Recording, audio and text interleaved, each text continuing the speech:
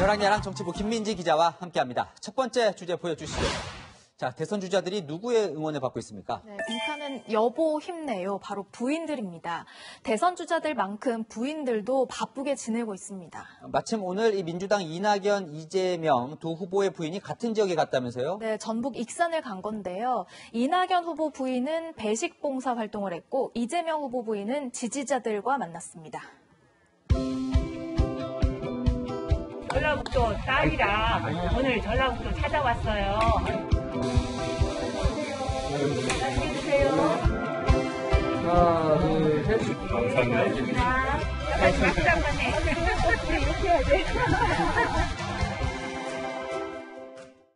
이재명 후보 부인은 최근 호남을 자주 가는 것 같네요. 네, 한 달 새 네 번째인데요. 비단 이 후보 부인만 자주 가는 건 아닙니다. 이낙연 후보 부인은 9주째 호남 봉사활동을 이어가고 있고요. 정세균 후보의 부인도 최근 2박 3일 광주에 머물렀습니다. 그만큼 경선에 호남 민심이 참 중요하기 때문이겠죠.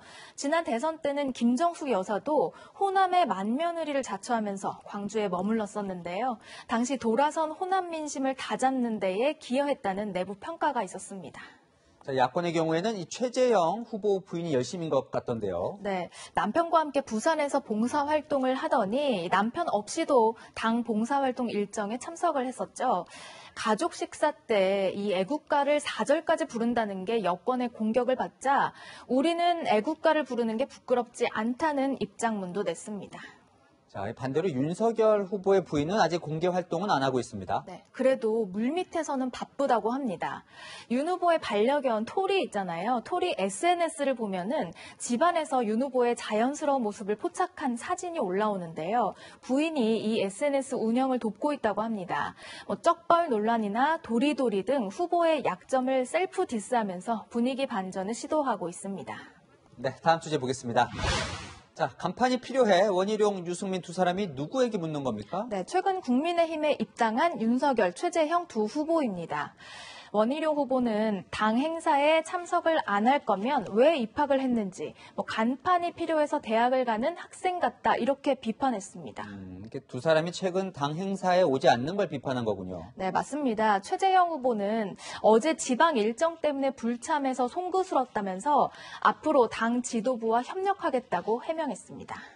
윤석열, 최재형 이 두 후보를 향한 이 내부 대선 주자들의 이 견제 수위가 높아지는 게 확연하게 보입니다. 네, 그렇습니다. 두 사람의 부족한 정치 경험이 공략 포인트이기도 합니다. 공정도 그렇고요. 공정의 가치를 기필코 헌법 정신도 그렇고 헌법과 법률이 정하는 바에 따라서 애매한 구름 잡는 소리 하면서 그게 정치가 뭔가 한 급이 낮은 것 같이 생각하는 그런 후보들은 생각을 좀 고쳐주셔야 한다고. 또 홍준표 의원은 국정은 벼락치기 공부로도 안 된다면서 연구하고 공부하라고 지적했습니다. 그런데 이들도 이 지지율을 보면 좀 답답할 것 같기도 해요. 네, 오늘 발표된 걸 보면요. 야권 주자 중에서는 윤석열 19%, 최재형 4%, 홍준표 2%입니다. 한 달 전과 비교해서 윤석열 후보는 6%포인트 떨어졌고 최재형 후보는 2%포인트 올랐습니다. 상위 두 사람의 지지율이 오르거나 떨어져도 다른 주자들에게는 별 영향을 주지 못하는 상황인데요.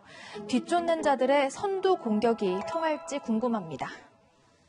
이왕 경쟁이 불붙는다면 이 정책 경쟁, 비전 경쟁이 뜨거워지면 좋겠습니다. 여랑야랑이었습니다.